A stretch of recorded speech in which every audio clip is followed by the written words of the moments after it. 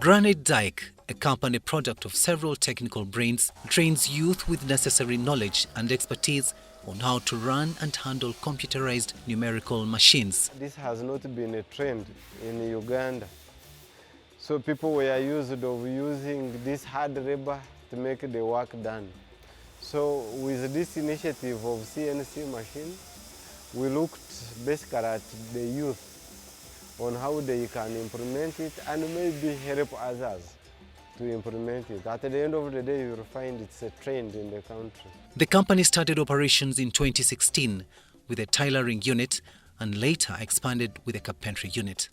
With a high influx of youth searching for both training grounds and employment opportunities, such a company was seen as a lifesaver suitable for the SDF grant under the Private Sector Foundation Uganda provided by the World Bank. We were hard up after getting the idea of training the youth.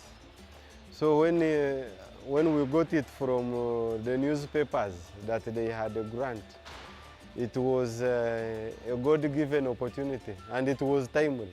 So far, a total of 180 youths have been trained amidst a tight budget, and these trainees were privileged to acquire employment from the same facility, bridging the workforce challenge. We are not having enough manpower, so we got enough time, train them and retain them as workers. So that was a very, very great advantage. Nyakato Ruth is an expert in tailoring trousers as well as other garments, and strives to be the biggest top fashion designer and consultant in fashion designing. She encourages other ladies not to underestimate skills, especially tailoring, since it's an income-generating activity. Muhairwe Caleb has also excelled in trimming and tailoring of cloth. He only needed 6 months to grasp the skills acquired, which attained him employment, hence his life transformation, since he can now look after his family well and pay school fees for his kids.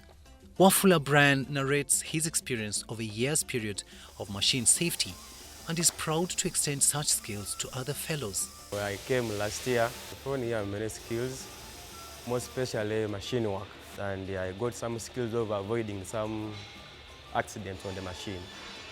Through my training, I'm still learning until I know now I can do it perfectly.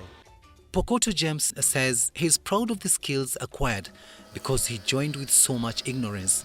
Within a year, he was able to qualify in different skills in machinery, since he is able to operate different machines, especially cruise cutting and deep cutting of timber, as well as some skills in safety measures.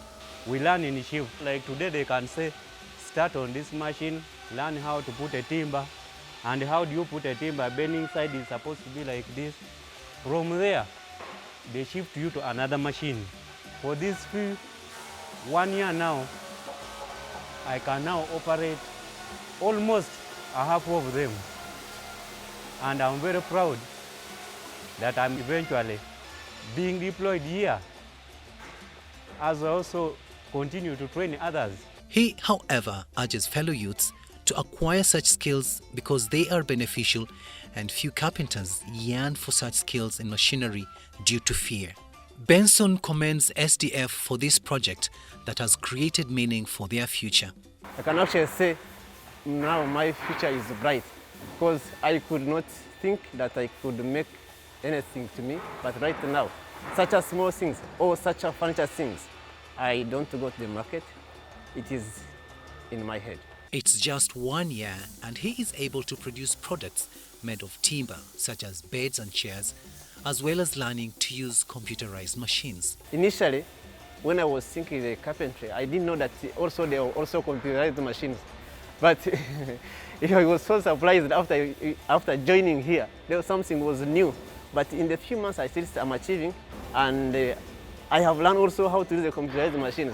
The youth out there, I actually encourage them to get handwork, anything. I want to thank the World Bank, SDF, the government of Uganda specifically, for considering us. I presume very many people asked for the grant, but considering us at the spot was a great opportunity, and it was welcomed with thanks. And if there is another opportunity, really, they can look at us since we are expanding every now and then.